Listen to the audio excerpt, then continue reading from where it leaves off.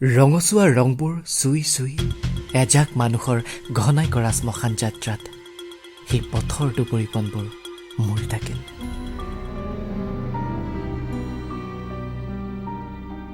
লজ্জানত কোনো ভোকাটোৰ পথিকৰ সেই নকাই দেশৰ প্ৰাণী কৰি আহিল ভাত ভাত গোন্ধোৱা এটি উৱলিব ধৰা মাত। মাতৰ ভোকত প্ৰাণহীন আত্মাটো চুই ওলাই আহিল এটি নিষ্প্ৰাণ ভাষা।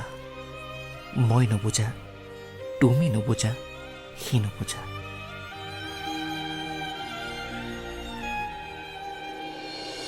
ভোকৰ দৰদামত হেৰাই ভাত, আত্মাৰ দৰদামত মাত।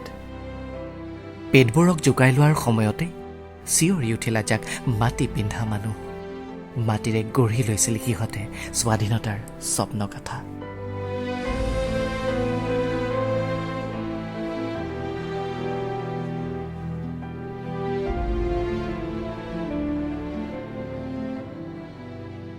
মাটিৰ ভৰত ভোকবোৰ থন ধৰি উঠিছিল। সেই ভোকতে গঢ় লৈছিল তেজে ধোৱা এমুঠি শব্দ।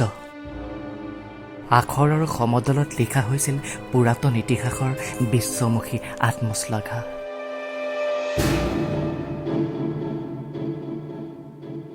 ৰংচুৱা মানুহবোৰে ভয় কৰে ইতিহাস বিশ্বাসী শব্দবোৰক। ভয় কৰে তেজ আৰু মাটিৰ ৰং একাকাৰ হৈ চেগুন বৰণীয়া হোৱা ঘৰমাক্ত শৰীৰবোৰক। সেয়ে সিহঁতে তেজ পিব জানে। তেজ পি পি ৰঙাবোৰ শেষ কৰি দিব খোজে মাটিৰ লগত একাকাৰ নহবলৈ।